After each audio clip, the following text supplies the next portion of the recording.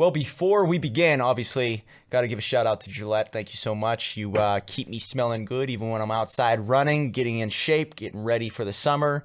And so even I smell good now for this podcast here. So thank you so much, Gillette. Anyway, today we are talking about our favorite wrestlers. And this conversation is absolutely perfect because I am with an IWC main eventer, I guess you could say, right?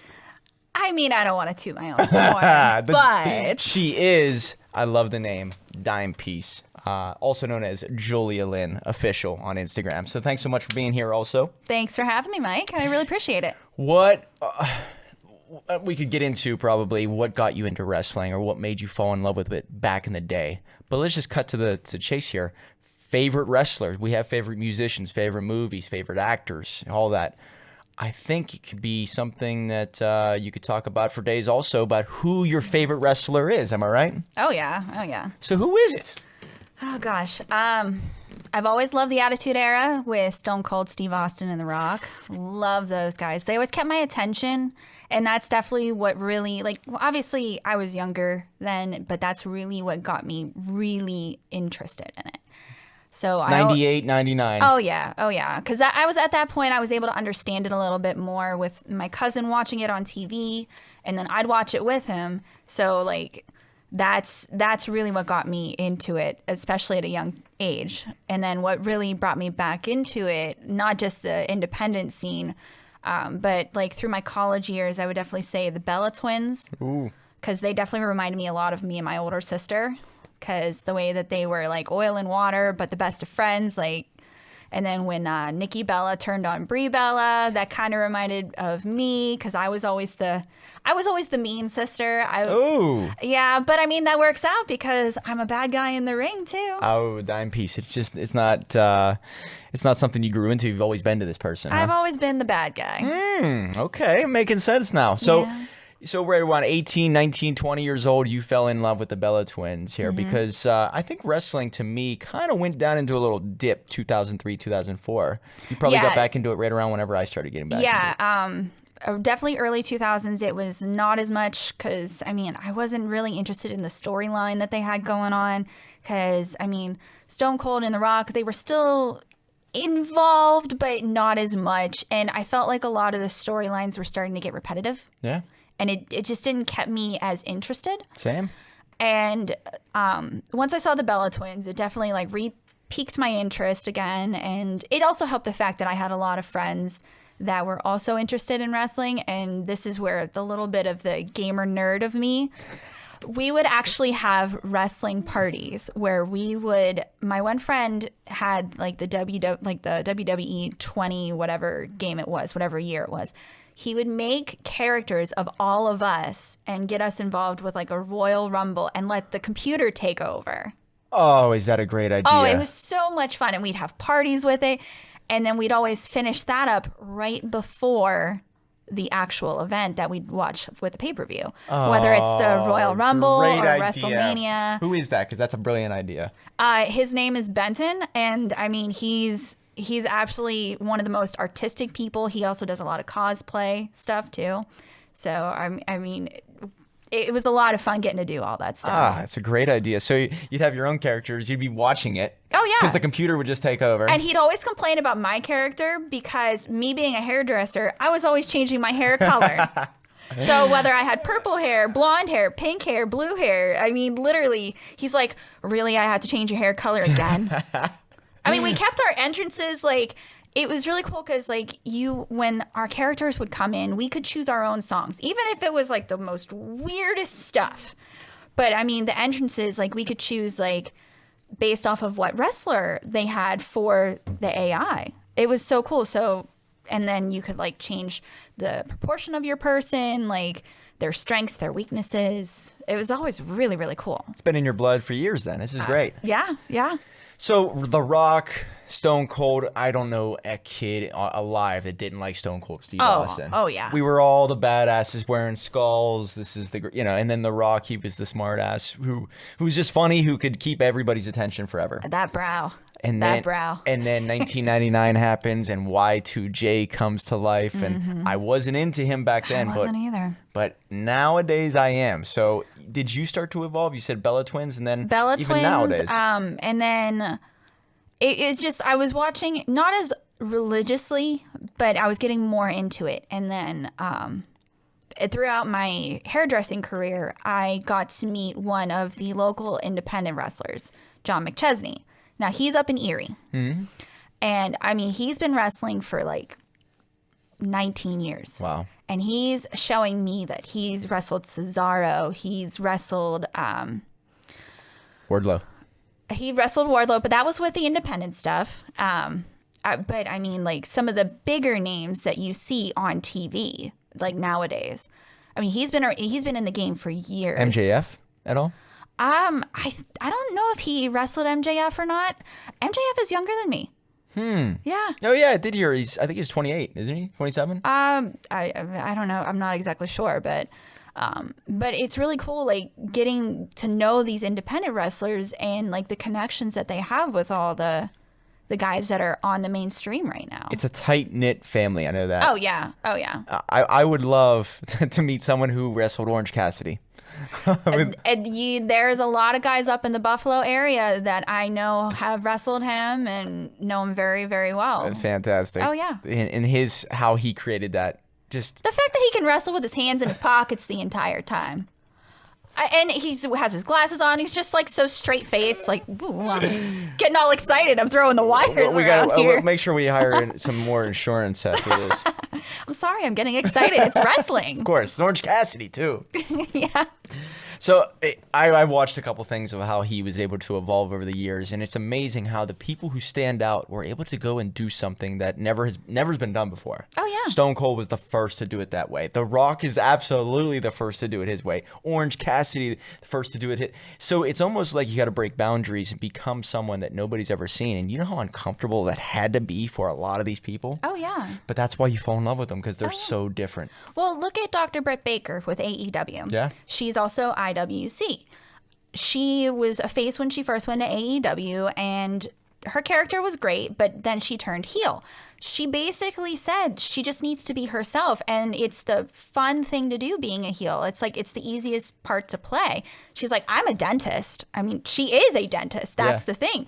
She's a doctor. I mean, it's just watching how, like, she went from just being a typical female wrestler into, I'm a dentist and you're gonna like me. Yeah, she's in the past 4 months has really stood out. Grown so much. She broke her nose, and not last week's, but 2 weeks ago. I did see that. She was all bloody and everything. Oh my gosh, like. Yeah. Kudos to you, Britt. Kudos to you. If you're watching this, kudos, girl. Yeah, well done on the change, too. Whenever you're messing with Tony Schiavone, as Jericho says, brilliant how you're putting that all together. Oh, and I know, from what I'm reading and watching on documentaries, they're given a lot of free reign. So it's not up to someone else to make them successful. It's on them, and they're doing it themselves. Oh, yeah. Oh, yeah. I mean, one of the cool things that I got to do, me with my wrestler, Mandime Elijah Dean, back in like August, we actually got to go against the chairman, Sean Spears. Wow. And that's awesome. Unfortunately, we lost, but damn you, Sean Spears. Well, not only that, it's not the fact that he tricked me. I was so upset. If you ever get a chance to check it out on IWCWrestling.com, they have all the shows from the past that you can check on the pay-per-view. When we went against each other, like, one of the things that we did was, as a celebration for him taking down Sean, was I came up, I gave him a little kiss on the cheek. Hey, what the hell? I gotta support my man, you know? Mandime. Yeah, Mandime. I gotta give him support. Lucky guy, Mandime. Yeah. And so I'm standing up there. There was one point he threw Mandime out of the ring, and I'm standing up there waiting to give Mandime a kiss on the cheek. Why wouldn't you? Sean comes over and steals the kiss from me, and I'm like, "Are you freaking kidding me?" And then eventually he's outside of the ring, and he's hitting Man Dime, and I'm getting mad at this point. And there's one point that I got in between them, and Sean had his hands on me, and I was like, oh no. So I got my finger in his face. I'm like, don't you dare put your hands on me. And I mean, I didn't say it at this level of voice. I screamed it to the point where I didn't need a microphone, so you could have heard me all the way in the back. Sorry, but you do not put your hands on a woman. No, you can't. What the hell? Did you teach him a lesson? Did you show him what's up? Did you almost turn into a different animal? And what happened? Oh, I snapped. Very nice. You do not touch me. Oh, nice. Nobody can touch me except Man Dime the Elijah Dean, and it's in a very loving and affectionate way. Of course. And my boy is a team big league with IWC. All right, so he basically got the spinach. He got the kiss from you. Yeah. Turned into and he was able to pull out the victory. Yeah, I wasn't happy about that. Is there any? I guess he has to get off the promotion of AEW to come back, but maybe there's gonna be some revenge sometime in the future. Maybe, but one of the cool things with AEW is the fact that they can still do the independent stuff. Oh, yeah. That's something that I really like that AEW does, is they're still allowing that. Wow. That's probably why Matt Hardy joined up with them, which was my favorite for a couple months there back in 2016. Matt Hardy actually came to one of the IWC's Night of the Superstars. Him and Jeff, I think it was like 2-3 years ago for Night of the Superstars 6. Their Quest for Gold? Was it for their Quest for Gold? Well, what they do is it's like a fundraiser for Meadville High School, and they always bring a bunch of different, like WWE Hall of Famers. Like last year, we had Sting, we had MVP, we had Hacksaw, we had Hardcore Holly. Wow. I mean, we've had the Hardy Brothers, we had Rikishi, we had Ric Flair. I mean, it's a real Ric Flair. Yeah, it's a great fundraiser. I'm coming to Meadville. You should. Unfortunately, we had to postpone it this year because of everything that's going on. But we definitely have it confirmed for next year in April. I'll definitely go for that. Yeah, I'll definitely let you know when everything's going on. And you guys should check it out too. Guys. Like, seriously, IWCWrestling.com. It has all the information about it. Wow. I didn't even know it was that active around here until I started talking to you and finding out that the dime piece is on the loose in Pittsburgh, Pennsylvania. I mean... So yeah, we are drawn to the same type of people who stand out, people who stand up and you know, they're different. They're just, they have something about them that nobody else does. Yeah. And I think when I look at some of the wrestlers that I really like, you know, obviously you nailed it with The Rock, Stone Cold, we all love them.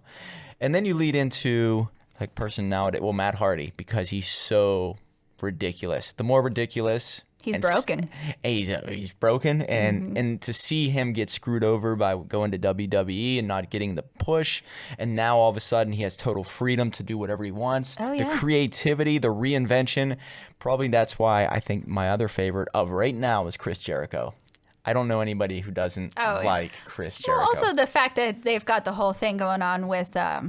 is it Valiant one with the whole the Exalted drone? There's the drone. The drone. Oh yeah, of course.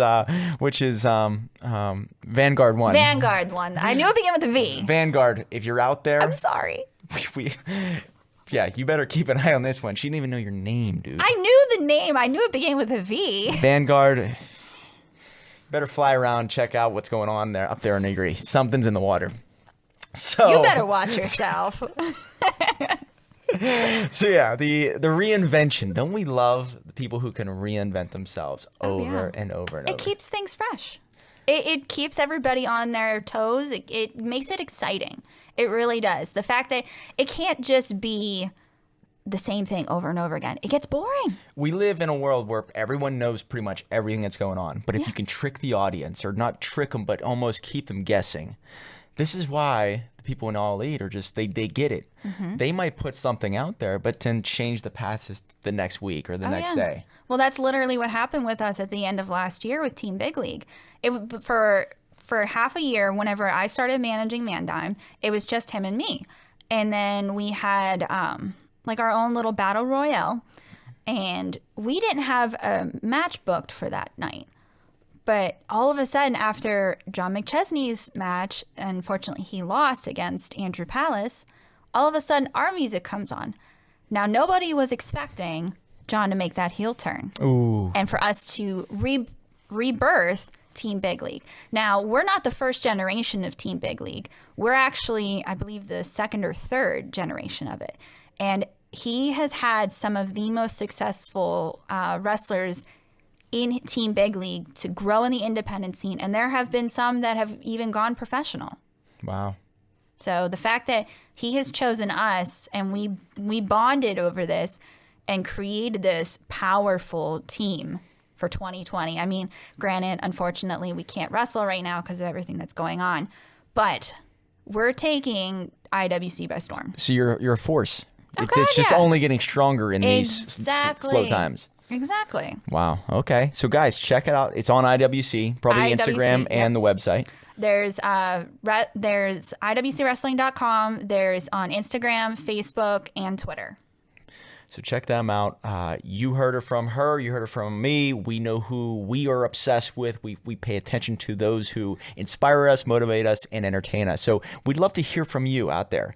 Who is maybe one of your favorite wrestlers of all time and why? Because if you can put that down below, it might give us more content to get some other people to interview, ask them, and keep this show rolling on. And not just mainstream, independent wrestlers too. Of course. Because, right. I mean, we're always looking for other independent people, whether it's here locally or out of state. People on the independent circuit, they just get it though. Oh God, yeah. They're all hungry. They're all driven, and eventually, that's where they may change to different promotions, but it's where you have to start. Oh, and yeah. I love finding out where people start. It's a whole entrepreneurship. It's alone. You have to market yourself. You have to build your business as an independent wrestler. Otherwise, how are you supposed to get noticed? Right. So you get clear on your message. Mm-hmm. You get clear on your image. Yep. And I guess your talking points, where you know what you need to say, when you need to say it, and also what entertains people, what turns people off. Exactly. But she's the bad girl. So, yeah, you're going to have to root against her going forward here. Or that's what you think. No, there's people that love me.